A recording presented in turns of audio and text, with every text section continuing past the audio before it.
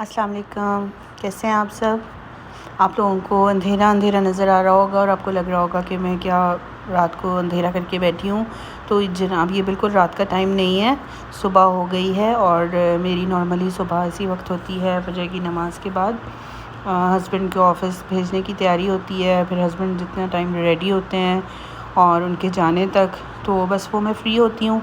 वो मेरा ही टाइम होता है क्योंकि हस्बैंड्स का जैसे आपको पता है वो वॉशरूम में बहुत टाइम लगाते हैं, वो अपना रेडी होने में बहुत टाइम लगाते हैं। बल्कि मैं उन्हें कह रही होती हूँ कई दफ़ा मजाक में कि प्लीज़ जाइए, मुझे सोना भी है। कि मतलब मैं सुबह जल्दी उठ जाती हूँ, लेकिन इसका मतलब ये नहीं कि मैं बस जागती रहती हूँ। दिन में उनके ऑफ़िस जाने के बाद मैं सो जाती हूँ और फिर आराम से थोड़ी देर से ही उठती हूँ। फिर एक्चुअल में मेरा जो नॉर्मल डे रूटीन है वो स्टार्ट होती है ज़ोहर की नमाज़ के बाद। तो बस ये, लेकिन समर वेकेशंस चल रही हैं बच्चों की, तो उसमें ये सारी रूटीन है। तो बस फिर ज़्यादा ये होता है, हस्बैंड को भेजने के बाद मैं अपने लिए कॉफ़ी का कप बनाती हूँ और लेके बस उसको बैठती हूँ। कभी टीवी लगा लेती हूँ, टीवी थोड़ा सा देख लेती हूँ, टीवी पे कुछ आ रहा हो तो, जो कि नॉर्मली नहीं आ रहा होता। और मॉर्निंग शोज़ वगैरह तो मैं नहीं देखती। और मोबाइल लेके फिर कुछ ना कुछ वीडियोस के लिए कुछ करना हो, कुछ एडिटिंग करनी हो या कुछ ऐसा कुछ कर लेती हूँ। बस आजकल और तो मेरे पास कोई एक्टिविटी नहीं है करने को। बच्चों के बस स्कूल स्टार्ट होंगे और फिर बस वही भाग दौड़ वाली रूटीन, और आपको सर खुजाने की फ़ुर्सत नहीं मिलती है। बस मील्स बनाओ। और हमारे यहाँ पे ये होता है, बच्चों का स्कूल भी 2 शिफ्ट्स में है, यानी मेरे आधे बच्चे मॉर्निंग शिफ्ट में जाते हैं, आधे इवनिंग शिफ्ट में। तो इसलिए मेरा तो पूरा दिन बस स्कूल के चक्करों में ही गुजर जाता है। और पिक एंड ड्रॉप अब मैं ख़ुद नहीं देती हूँ। अब वो बेटा माशाल्लाह बड़ा हो गया है, तो वो अब बहन भाइयों को भी अपने साथ वो कर लेता है मैनेज। और बस अब मैं कॉफ़ी इंजॉय करती हूँ इस वक्त बैठकर। हस्बैंड मेरे अब चले गए हुए हैं ऑफ़िस, और इसके बाद बस मैं रेस्ट करूँगी। उठने के बाद फिर नॉर्मल वही कुकिंग और सब कुछ, यही मेरा दिन होता है। और यही एक मुझे लगता है कि नॉर्मल हाउसवाइफ जो कि स्पेशली यहाँ सऊदी अरब में या यूएई में जहाँ भी रहती हैं, उनके नॉर्मली यही रूटीन्स होती हैं। ज़्यादा टाइम वो अकेले ही उन्हें अपने साथ ही गुजारना होता है।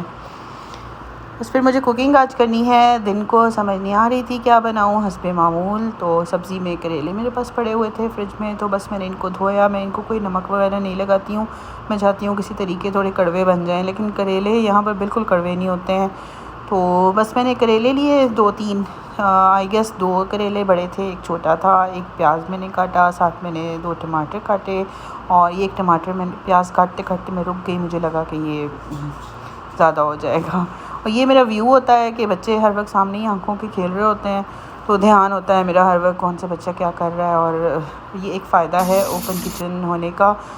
इसके नुकसानात भी हैं और इसके फ़ायदे भी हैं, और लेकिन मुझे इसका फ़ायदा ज़्यादा लगता है। मुझे पसंद है ओपन किचन, क्योंकि बच्चे जब छोटे होते हैं ना, तो आपको हर वक्त ध्यान रखना पड़ता है। स्पेशली छोटी मेरी जो है बेटी, इसका ज़रा देर खामोशी हो जाती है ना, तो बस फिर देखना पड़ता है कोई गड़बड़ करी है। ये सीधी मेरे मेकअप पर अटैक करती है, तो बस आंखों के सामने नहीं होती है ना, तो मैं फिर भगाती हूँ किसी को, या ख़ुद देखती हूँ कि अब ये किस वारदात में मसरूफ़ हैं। तो ये करेलों के लिए वही मेरा तरीका है नॉर्मल, जैसे मेरी अम्मी करेले बनाती थी, मैं बिल्कुल उसी तरह से बनाती हूँ। मैं इसमें डालने वाली हूँ चने की दाल, जो कि मैंने बॉयल कर ली थी, उसको मैंने अलग बॉयल कर लिया था। कुछ लोग ऐसे होते हैं जो कि मसाले में दाल भून के डालते हैं और फिर करेले नॉर्मल सब्ज़ी की तरह फ्राई करके डाल लेते हैं, लेकिन मेरा बस शुरू से अम्मी को ऐसे देखा बनाते हैं, फिर मैं खुद भी ऐसे ही बनाती थी और अभी तक ऐसे ही बनाती हूँ। तो बस यही रेसिपी मैं फ़ॉलो कर रही हूँ। और इन करेलों को मैंने कोई नमक लगा के धोया नहीं है बिल्कुल भी, सिर्फ इनको नॉर्मल सब्ज़ी की तरह वॉश करके काट लिया था। फिर इनको थोड़ा सा गोल्डन होने तक फ्राई करना है, फिर इसमें डाल देने हैं प्याज, उनको थोड़ा सा सॉफ्ट और गोल्डन होने तक फ्राई करना है। फिर इसमें डाल देने हैं टमाटर, फिर उसको ढक के अच्छे से गला लेना है। फिर इसमें मसाले डालूँगी जो मैंने देखा है कुछ लोग इसमें इमली का पल्प डाल रहे होते हैं, वो ज़्यादा लेमन तो मुझे भी अच्छा लगता है, वो मैं कभी कभी डाल लेती हूँ, लेकिन इमली वगैरह करेले कड़वे ही नहीं होते हैं, तो इसमें मुझे ज़रूरत नहीं महसूस होती कि मैं कुछ खट्टा ऐड करूँ। बस ये कर लेती हूँ कि टमाटर में थोड़ा सा, जैसे मैंने प्याज इसमें 1 डाला है, तो टमाटर मैं इसमें 2 डाल दूँगी। टमाटर का उससे ये होता है कि कलर भी सालन का ज़रा अच्छा सा वो ब्राइट सा बन जाता है, ग्रीन रेड वगैरह मिलकर बहुत अच्छा कलर बनता है और टेस्ट भी फिर अच्छा आता है। तो टमाटर आज मेरे पास थे भी अच्छे वाले लाल लाल से, तो मैंने फिर 2 डाल दिए। और मसालों में भी इसमें सिर्फ नमक, मिर्च, हल्दी, धनिया पाउडर और थोड़ा सा ज़ीरा पाउडर डाल के तो उसकी अच्छी सी भुनाई करके टमाटर गल जाएँ तो मैं इसमें दाल डाल के मिक्स कर दूँगी और दम लगा दूँगी। That's it. ये एक गर्मियों की दोपहर के लिए में खाने के लिए एक बहुत परफेक्ट सा खाना आपका तैयार हो जाता है। और करेले वैसे भी मैं बनाती रहती हूँ अक्सर, क्योंकि मुझे लगता है कि जिस घर में भी डायबिटीज़ का कोई एक भी पेशेंट हो वहाँ पर करेले बनते ही रहते हैं मुझे लगता है।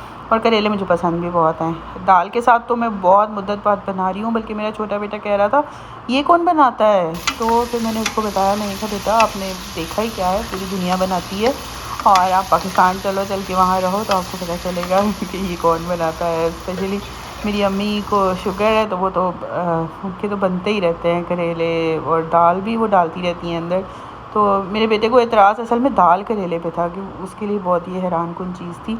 गोश्त में मैं डालती हूँ, कीमे में डालती हूँ तो वो भी खाता है शौक़ से, क्योंकि वो मीट लवर है, गोश्त खाने का उसको शौक़ है, तो वो गोश्त की वजह से फिर करेले भी थोड़े खा लेता है। लेकिन दाल वाला तो उसके लिए बहुत शॉकिंग सा एक्सपीरियंस था। कोई इसको देख कर ही उसने जैसे मुंह बनाया कि ये, उसने ये नहीं कहा कि बुरा है या कुछ, लेकिन उसके लिए यही अजीब था कि दाल और करेले ये कैसा कॉम्बिनेशन है।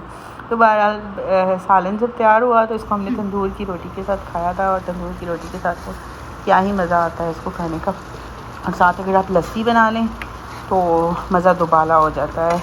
और मैं तो जो है लस्सी बन जाए तो बस बचपन की यादें ताज़ा हो जाती हैं। मेरे अब्बू तो लस्सी के बगैर गर्मियों में कोई मील उनका कंप्लीट नहीं होता था। अगर खाना उनके सामने आ जाता था, लस्सी नहीं होती थी, तो बस भाई उसी टाइम उसको ना गाड़ी लेके भागना पड़ता था दही ढूंढने के लिए। और पाकिस्तान में तो दही भी कभी कभी शॉर्ट हो जाता है गर्मियों में तो कहीं ना कहीं से उसे ढूंढ के ही लाना होता था, क्योंकि अब्बू ने लस्सी के बगैर खाना नहीं खाना। तो आप भी अपनी रेसिपी शेयर कीजिएगा मेरे साथ कमेंट्स में, आप लोग किस तरह की दाल करेले बनाते हैं, क्योंकि मैंने तो हमेशा यही वाला रेसिपी फ़ॉलो की है और इसी रेसिपी को बनाया है और बहुत मज़े के बनते हैं ये। मुझे आज जाना था मेरा नून का पार्सल लेने। मैंने ऑर्डर किए थे कर्टन्स, और एक रूम के लिए कर्टन्स चाहिए थे विंडो के। तो नॉर्मली हम लोग लेते हैं सेंटर पॉइंट से, होम सेंटर से सॉरी, तो वहाँ से मुझे लगा कि एक्सपेंसिव हो रहे हैं काफ़ी ज़्यादा, 200 प्लस में विंडो कर्टन्स का पेयर मिल रहा है। तो नून पर काफ़ी अच्छी ऑफ़र लगी हुई थी, तो मैंने कर्टन्स ऑर्डर किए। और वो फिर मैंने था होम डिलीवरी के वो 12 रियाल चार्ज कर रहे थे, और अगर हम यहाँ से जाके कलेक्ट करें तो वो फ्री था। तो मैंने सोचा कि कलेक्ट कर लेंगे, इसी बहाने थोड़ी आउटिंग हो जाएगी। तो बस हम लोग गए और जाके नून के लॉकर से इसको कर्टन्स को कलेक्ट किया। तो ये मैंने 2 सेविंग वाले काम किए। एक तो मैंने पैसे बचाए, सेंटर पॉइंट की जगह मैंने नून से कर्टन्स ऑर्डर किए जो कि हाफ़ से भी हाफ़ प्राइस में मुझे मिले। और दूसरा मैंने ये किया कि मैंने लॉकर पे डिलीवर करवा लिए, इससे मुझे डिलीवरी के चार्जेस की बचत हुई। लेकिन उसका रिज़ल्ट क्या हुआ वो मैं आपको कर्टन्स देख के बताती हूँ।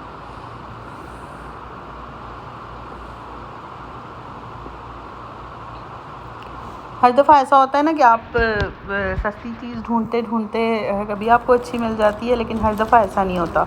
जैसे इस दफ़ा मैंने जब पैकेट खोला ही है तो कर्टन्स की एक तो क्वालिटी बस क्या कह सकते हैं कि सो क्वालिटी थी। कर्टन्स वाला कपड़ा नहीं था अच्छा वाला, हैवी वाला बिल्कुल भी नहीं था। और ब्लैकआउट का क्लेम कर रहे थे, वो ब्लैकआउट भी नहीं मुझे लग रहे थे। उसके अलावा जो सबसे बड़ा इसका मेरे लिए डाउन साइड थी वो ये थी कि मैंने जो ऑर्डर किए थे वो 210 सेंटीमीटर्स उनकी विड्थ थी, जबकि इसकी विड्थ सिर्फ 100 सेंटीमीटर है, जो कि किसी भी तरह मेरी विंडोज़ के लिए इनफ नहीं है। मेरी विंडोज़ काफ़ी बड़ी हैं और मुझे 250 विड्थ तक का कर्टन हो तो वो भी चल जाता है। तो ये तो सिर्फ 100 का था, तो इसलिए मैंने सोचा कि अब इसको रिटर्न किया जाए। ये मैं इसको अब वापस पैकेजिंग में के अंदर डाल दूँगी। ये इसके साथ एक डोरी आ रही है जो कि शायद वो कर्टन टायर्स होते हैं जो उसके लिए होगी। बहरहाल मैंने अब इसको रखना नहीं है, तो अब इसको फ़ोल्ड करती हूँ और वापस डालूँगी आराम से। वो आके घर से ही अभी इसका रिटर्न बुक करूँगी, वो आके घर से पिक कर लेंगे और आइटम जब उनके पास पहुँच जाएगा वो इसको चेक करेंगे और फिर आपका रिफ़ंड आपके पेमेंट वाला जो भी कार्ड वगैरह होता है उसके अंदर आ जाता है। इसकी मुझे अभी पिक्चर बनानी पड़ेगी इसको पैक करने के बाद, क्योंकि नून वालों ने अभी ये नया काम शुरू किया है। जब कुछ आपको रिटर्न करना है तो वो कहते हैं कि पहले आप हमें उस प्रोडक्ट की पिक्चर दिखाएं कि वो आपके पास इस वक्त किस हालत में है, फिर वो रिटर्न बुक करते हैं। तो बस अभी मैं इसको पैक करके सबसे पहले इसकी पिक्चर बना लूँगी और फिर इसका रिटर्न बुक कर दूँगी। तो बस जनाब, ये मेरी रूटीन होती है और ये मेरी ज़िंदगी है जिसमें कुछ ऐसा ख़ास फ़न नहीं है, जो कि मुझे नहीं समझ आता मैं किसी के साथ क्या शेयर करूं, लेकिन बस कर देती हूँ जो होता है। तो बस उम्मीद करती हूँ कि कोई ना कोई होंगे लोग जिनको पसंद आए और कोई सुने मेरी बात और मुझे बात करने के लिए भी कोई मिल जाए। तो बस यही एक वजह है मेरी व्लॉग्स बनाने की, वीडियो बनाने की। बाकी तो बस ये मैं हूँ, ये मेरी लाइफ है, ये मेरा घर है और मेरे बच्चे हैं, और बस उसके अलावा तो कोई ख़ास मेरी ज़िंदगी में कुछ नहीं है। चलें फिर, इजाज़त चाहती हूँ आपसे, इंशाल्लाह फिर मुलाकात होगी। इसका रिफ़ंड हो जाए खैर खैरियत से, वो मैं आपको अपडेट दूँगी। और ओके, दुआओं में याद रखिएगा। अल्लाह हाफ़िज़, बहुत बहुत शुक्रिया।